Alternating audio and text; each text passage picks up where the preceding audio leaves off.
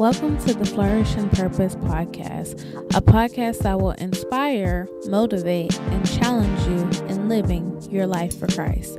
I'm your host, Tamika Mahomes, and on this podcast, you can expect weekly encouragement and inspiration from me as well as other inspirational guests. Now let's dig in. Hey guys, and welcome to the very first episode of the Flourish and Purpose podcast. I'm so excited to be coming at you today with a solo episode. And today I want to talk all about a theme that I think that we all should have for 2019. It doesn't matter who you are. It doesn't matter your background. It doesn't matter what you're going through. Trust me, this is one thing I know you're going to need this year. And that theme is the theme of focus. And I know you might be saying, Tamika, I can't focus on a doggone thing. I got something pulling me this way. I got my kids pulling me this way. I got my job pulling me this way. And that's all true. But the truth is, if we allow distractions and things in our life to rule us, we never will allow ourselves the opportunity to grow into something more. And I think that's why in 2019, we need to truly begin to get focused on what God is calling us to do and who God is calling us to be. And I know sometimes life may be hard. I know sometimes it might be messy. I know sometimes we may experience things that are unexpected. But in the midst of that, we still have things that God has called us to do. God does not stop our assignment because of the fact that life happens. God calls us to keep going, and we have goals and dreams that God is calling us to reach. And some of us are missing the potential because we're simply allowing our distractions and the things, the people in our lives to keep us from fulfilling what God has placed on the inside of us. And I want to start today by just going quickly through a passage in the Bible. And this passage is talking about a very familiar person in the Bible, Paul. And many of us, we know Paul's background. We know Paul's story. We know what Paul has gone through. We know where he's at. But the thing about Paul that we have to understand is Paul had limitations. Paul had things that were distracting him. Paul had things that were trying to keep him from fulfilling what God had placed on the inside of him. But the thing is that no matter what was going on around him, no matter what it looked like, no matter what it even felt like, Paul kept pressing. Paul kept moving, and he kept doing what God called him to do. He was focused. So Philippians chapter 1, beginning with verse 12 says, "And I want you to know, my dear brothers and sisters, that everything that has happened to me here has helped to spread the good news. For everyone here, including the whole palace guard, knows that I am in chains because of Christ. And because of my imprisonment, most of the believers here have gained confidence and boldly speak God's message without fear." I love that even though Paul was in a rough situation, although he was in prison, although he was in chains, he was focused on doing what God called him to do. His situation was a mess. He was in prison. It looked like he was doomed. It looked like it was over. But instead of focusing on what it looked like, instead of focusing on what it felt like, instead of focusing on his situation, he instead focused on his vision. He put that energy, that effort, that thought, those times, he put it into doing what God called him to do. He allowed his bottom line, which was sharing Christ, to motivate him no matter what it looked like, what it felt like. He allowed it to keep him doing what God called him to do. And you see, Paul could have focused on what it looked like, but instead he tried to focus on how can I make the biggest impact even in my current state, even though I'm in bonds, even though I'm in chains, how can I make the greatest impact? He wasn't focused on where he was. He wasn't focused on what was limiting to him. He was focused on the vision. He was focused on the mission. And the thing is we look at Paul's situation and his situation can often relate to us. You see, some of us, we have chains in our life. Some of us, we're in bondage. Some of us have things that are holding us back. But if we could learn not to focus on the bondage, if we could learn not to focus on the things that are trying to set us back, and if we could just focus on our bottom line, it would allow us to fulfill the vision that God has gave us. We will be able to do more moving forward than we would be standing still. And I think like sometimes we get so focused on what things look like around us, and I don't have all my bills together, and I don't have all the funds, and I don't have the perfect situation at the perfect time. And the thing is that our situation will never be perfect. Our circumstance will never always fully make sense. So we have to stop allowing our idea of perfection to stop us from focusing and fulfilling the opportunities and the things that God gives us. Because the truth is that we're letting time pass us by. There's a saying that time waits for no one, and it's so true, because time is moving whether or not you're on this journey. We have to stop allowing things and people to keep us from our future. Could you imagine if Paul would have let the fact that he was thrown in prison stop him from preaching the gospel? Could you imagine if Paul would have allowed the fact that he was ridiculed and shamed to stop him from sharing Jesus Christ? So many nations wouldn't have been reached. So many people would not have been reached. The letters that he wrote would not have made it out to people. But because he was focused on the bottom line, because he was focused on sharing Jesus, he didn't allow his circumstance to change him.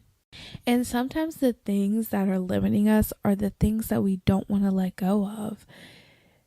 Sometimes it's our friends that are distracting us. They're distracting us from working on the business we want to start.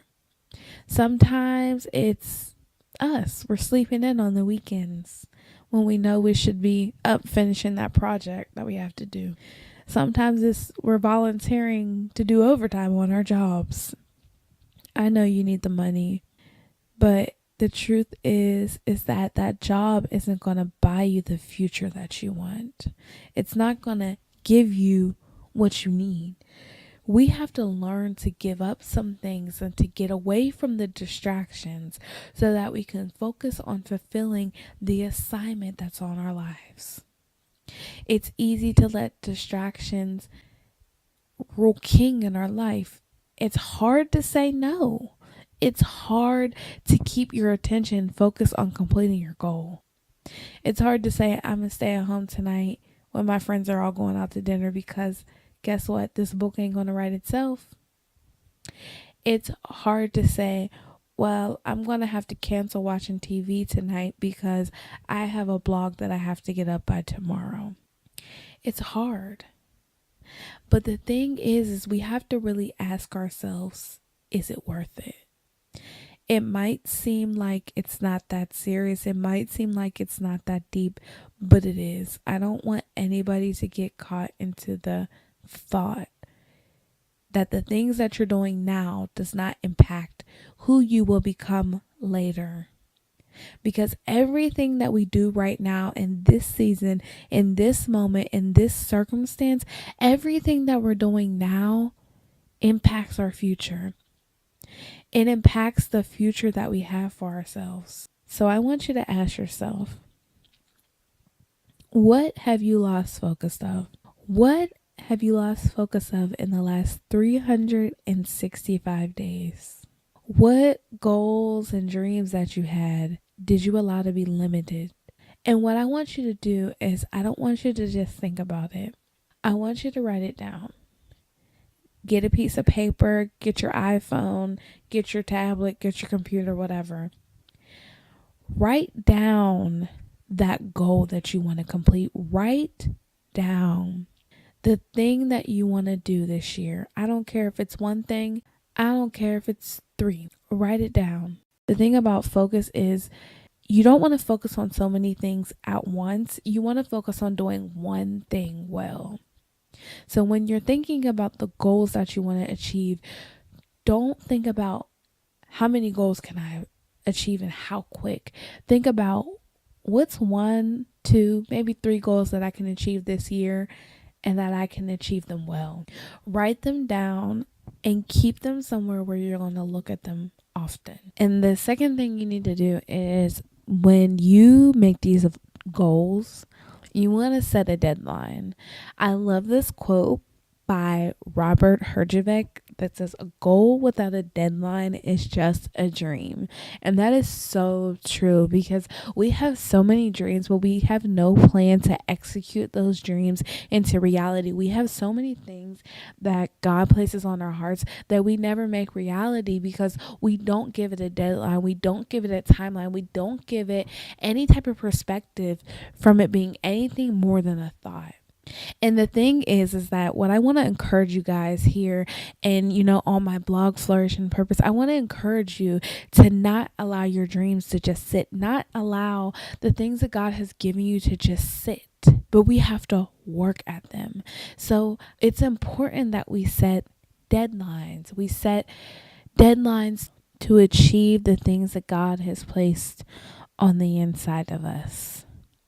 So after you write down your goals, after you set a deadline, just know that deadline doesn't have to be written in stone. It's just something for you to work towards.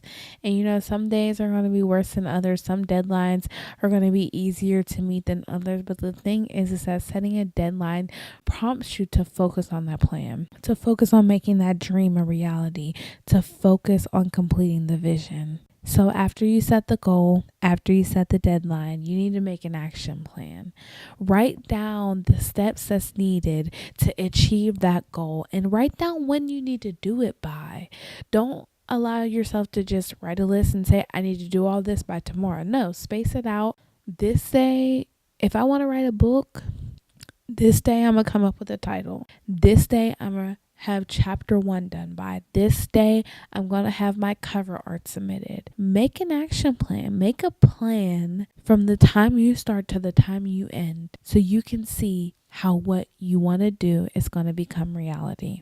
It'll help you to stay focused. And the last thing I want to tell you about focusing and fulfilling your dreams and the things that God has given us is write down the things that limit you. We all have a distraction. We all have something that's distracting us. And the thing about our distractions is we can overcome them. So write down the things that are limiting you. Write down the things that are distracting you and make a plan to overcome them.